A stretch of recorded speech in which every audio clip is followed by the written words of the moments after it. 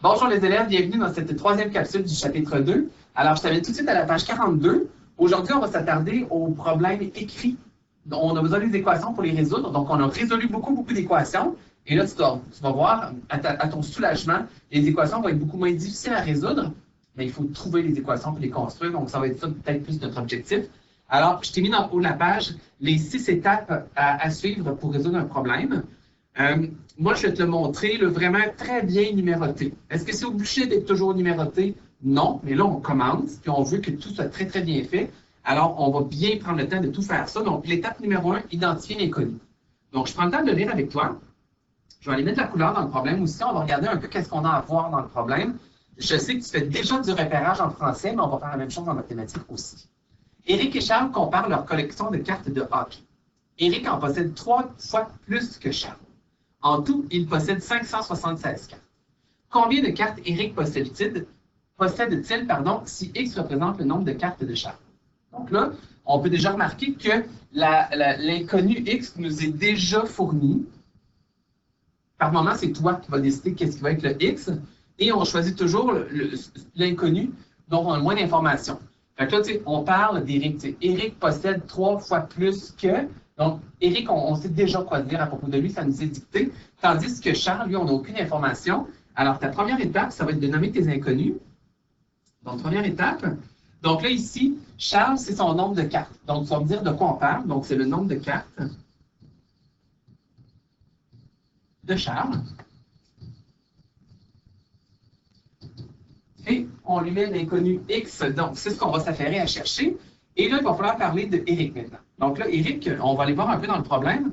Donc là, Éric et Charles, on en parle au début, et on parle d'Éric ici. Éric en possède 3 fois plus que.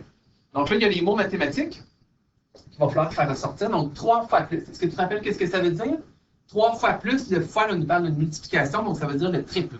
Donc, on va les nommer son inconnu, donc le nombre de cartes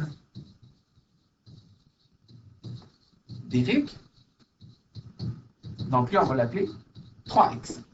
Donc, tu vas nommer les inconnus. S'il y a 3 inconnus, tu nommes 3 lignes. S'il y a 4 inconnus, tu vas en nommer 4. Pour l'instant, ici, dans celui-là, c'est notre premier. On part ça pas trop difficile, donc il n'y en a que 2. Donc, une fois que tu as nommé tes inconnus, donc tu en vas voir dans les étapes, ta deuxième étape, c'est de traduire algébriquement par une équation.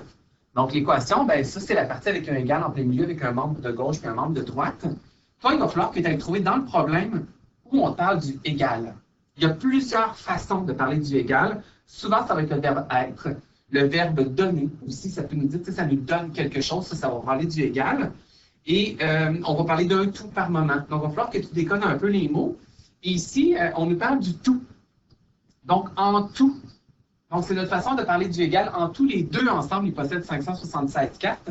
Donc, on va placer Charles plus Éric ensemble égal à leur total de 576. Donc, la deuxième étape, c'est de construire l'équation. Donc, on va placer les cartes de Charles plus les cartes d'Éric, 3x. En tout, ça donne 576 cartes. Et dans la majorité des problèmes, c'est ce truc-là, il n'est pas bon pour tous les problèmes, mais dans la majorité des problèmes, tu vas voir traîner un gros nombre, plus gros que n'importe quel autre dans le problème. Et souvent, c'est ton égal à quelque chose. Donc, si jamais tu as de la misère à trouver, là, des fois, tu peux aller voir un peu juste les chiffres dans le problème pour voir ton égal. Alors, la troisième étape maintenant, c'est de résoudre cette équation-là. Donc, j'ai marqué ma troisième étape. Donc, l'équation, c'est x plus 3x qui est égal à 576. Là, l'équation, tu remarqueras, est quasiment trop facile pour nous parce qu'on s'est rendu au niveau 5 dans les équations, puis c'était beaucoup plus difficile que ça. Alors, on résout ça rapidement. Donc, les x ensemble, ça donne 4x qui est égal à 576. J'isole mon x, donc je divise par 4 pour enlever son coefficient. Et on calcule ça, donc 576 divisé en 4, ça donne 144. Donc, x qui est égal à 144. Donc, l'étape 1, j'ai nommé mes inconnus. L'étape 2, je traduis le problème par une équation avec un égal en plein milieu. La troisième, je résous. Et là, maintenant, la quatrième, on va être rendu à valider la réponse dans l'équation. Donc, je vais la faire juste à côté ici pour toi. Donc, la quatrième étape, ce n'est pas une étape qui nous donne des réponses. C'est qu'on vérifie si on a bien raison avant d'aller écrire toute notre réponse qui est obligé de recommencer. Donc, je reprends mon équation, mais je remplace le x par 144 puis je vérifie si ça fonctionne. Donc, j'avais x, donc 144, plus 3 fois x encore 144, et il faut que ça donne 576. Si jamais ça ne donne pas 576, on recommence. C'est probablement que tu as mal nommé ton équation ou peut-être que tu t'es trompé en résolvant l'équation. Donc, 144 plus 3 fois 144, ça me donne bien 576. Donc, on est heureux. On continue avec la prochaine étape, qui est l'étape numéro 5. Donc, l'étape numéro 5, là, dans ce cas-ci, on n'aura pas grand-chose à écrire. Donc là, ici, je vais monter un peu plus haut que tu vois l'étape numéro 5. Donc, trouver la valeur numérique de chaque inconnu. Donc là, ben, dans les inconnus, tu sais, on a les cartes de Charles, on a les cartes d'Éric. Des fois, il va en avoir plusieurs. Fait que là, dans le fond, cette étape-là, c'est trouve tous tes inconnus.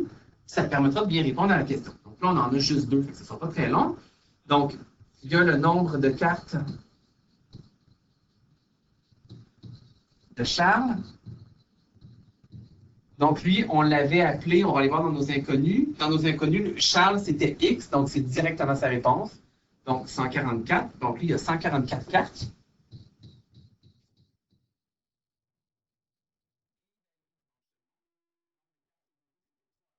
D'Éric. Donc, lui, c'était 3X qu'on avait nommé. Donc, je te le montre ici. Le nombre de cartes d'Éric, c'était 3X. Alors, ben là, il faut multiplier par 3. Donc, on a 3 fois 144. Donc, 3 fois 144, ça nous donne 432. Et là, ben, on a tout ce qu'il faut pour répondre à la question. Donc, on peut me demander de nommer les cartes de tout le monde. Je vais nommer les 2 personnes de mes inconnus.